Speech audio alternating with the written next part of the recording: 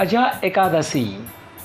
युधिष्ठिर ने पूछा, जनार्दन, अब मैं यह सुनना चाहता हूँ कि भाद्रपद गुजरात महाराष्ट्र के अनुसार श्रावण मास के कृष्ण पक्ष में कौन सी एकादशी होती है, कृपया बताइए। भगवान श्री कृष्ण बोले, राजन, एक चित्र होकर सुनो। भाद्रपद मास के कृष्ण पक्ष की एकादशी का नाम है अजा है।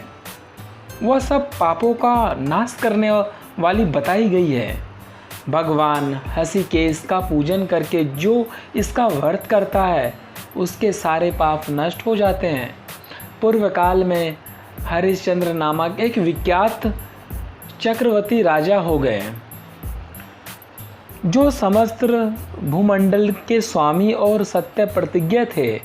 एक समय किसी कर्म का फल भोग प्राप्त होने पर उन्हें राज्य से भ्रष्ट होना पड़ा। राजा ने अपनी पत्नी और पुत्र को बेच दिया, फिर अपने को भी बेच दिया। पुण्य आत्मा होते हुए भी उन्हें चंडाल की दास्ता करनी पड़ी। वे मुर्दों का कफन लिया करते थे। इतने पर भी नृपश्रेष्ठ हरिश्चंद्र सत्य से विचलित नहीं हुए। इस प्रकार चंडाल की दास्ता करके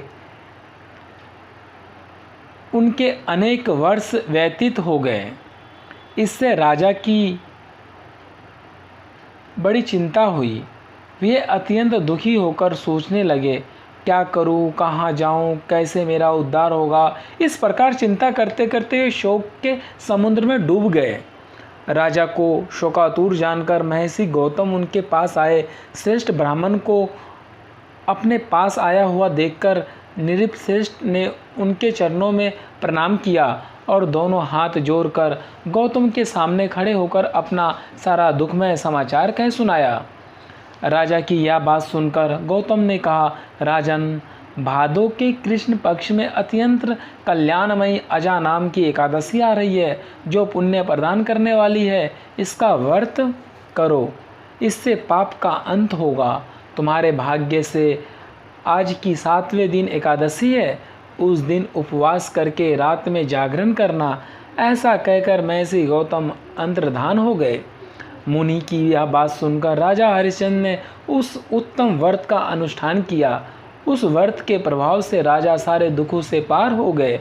उन्हें पत्नी पुनः प्राप्त हुई और पुत्र का जीवन मिल गया। आकाश में दुंदुभिया बज उठी। देवलोक से फूलों की वर्षा होने लगी। एकादशी के प्रभाव से राजा ने निष्कंटक राज्य प्राप्त किया और अंत में वे पूर्वजन तथा परिजनों के साथ स्वर्गलोक को प्राप्त हो गए। राजा युधिष्ठिर, जो मनुष्य ऐसा व्रत करते हैं वे सब पापों से मुक्त हो स्वर्गलोक में जाते हैं। इसके पढ़ने और सुनने से अश्वमेघ यज्ञ का फल मिलता है। जय श्री कृष्ण।